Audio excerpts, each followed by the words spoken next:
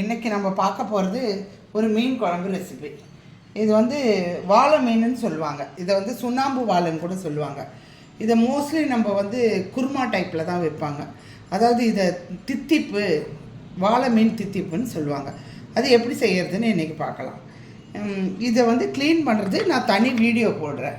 இன்றைக்கி கொஞ்சம் 2 வெங்காயம் அரிஞ்சு வச்சுருக்கேன், பெரிய தக்காளி 1.5 தக்காளி, இஞ்சி பூண்டு 4 பீஸ், கொத்தமல்லி கொஞ்சம், கருவேப்பிலை, பச்சை மிளகாய், புளி தேவைப்பட்டால் கொஞ்சமாக புளி, ஏன்னா அதுக்கு புளி யூஸ் பண்ணக்கூடாது, கொஞ்சமாக புளிப்பு தேவைப்படும்னா புளி. இதெல்லாம் இப்போது தேங்காய், துருவின தேங்காய், இதெல்லாம் இப்போ நம்ம அரைக்க போகிறோம். இப்போ இதுக்கு ஒரு தேங்காய்க்கு ஒரு டிப்ஸ் கொடுக்குறேன் நான். எப்போவுமே நம்ம கோயிலேருந்தெல்லாம் தேங்காய் வாங்கி வந்து அப்படியே வச்சுருந்தோம் இல்லைங்களா, முடியோடு தூக்கி ஃப்ரிட்ஜில் வச்சுருவோம். உடைச்ச தேங்காவை அப்படியே ஃப்ரிட்ஜில் வச்சுருவோம்.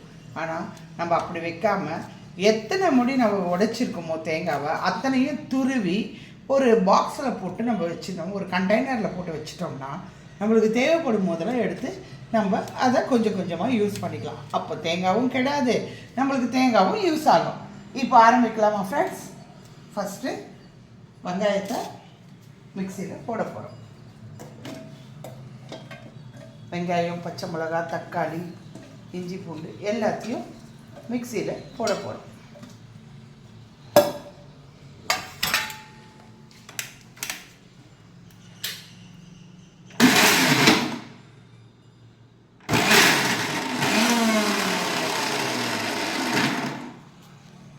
ஃபைன் பேஸ்ட்டாக நம்ம அரைச்சிட்டோம். இப்போ அடுத்து இது போல் சோம்பு நம்ம இப்போ இதில் போட போகிறோம்.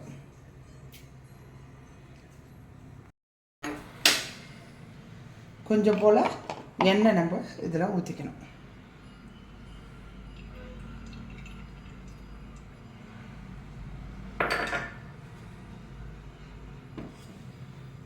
நல்லா எண்ணெய் சூடேறணும்.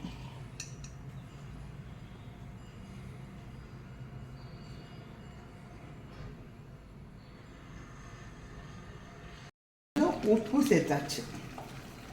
அடுத்து நம்ம இதில் இந்த மீனை ஆட் பண்ணிடுவோம்.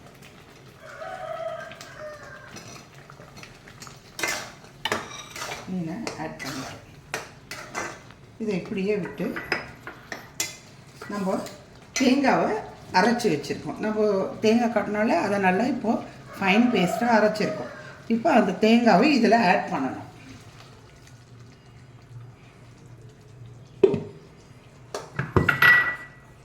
சின்ன தட்டு போட்டு மூடி வைக்க போகிறோம்.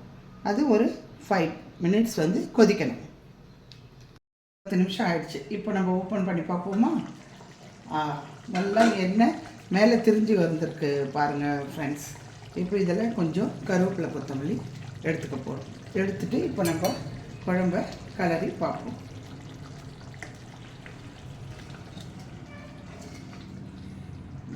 அழகாக வந்திருக்கு மேம், அழகாக வந்திருக்கு ஃப்ரெண்ட்ஸ்.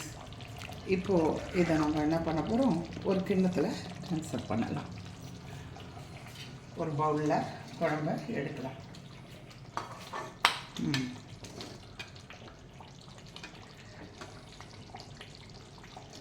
இது வந்து இட்லி, சப்பாத்தி, தோசை, சாப்பாடு எல்லாத்துக்குமே நல்லாயிருக்கும். இதை நீங்களும் ஒரு நாள் ட்ரை பண்ணி பாருங்கள். கொஞ்சம் கொத்தமல்லி மேலே தூவிட்டோம்னா நல்ல வாசனையாக இருக்கும்.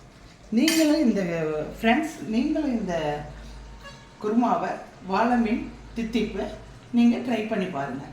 இது உங்களுக்கு எப்படி வந்ததுன்னு கமெண்ட்ஸில் சொல்லுங்கள். எங்களுக்கு லைக்ஸ் பண்ணுங்கள், எங்கள் சேனலை லைக் பண்ணுங்கள். Thank you friends. Bye bye.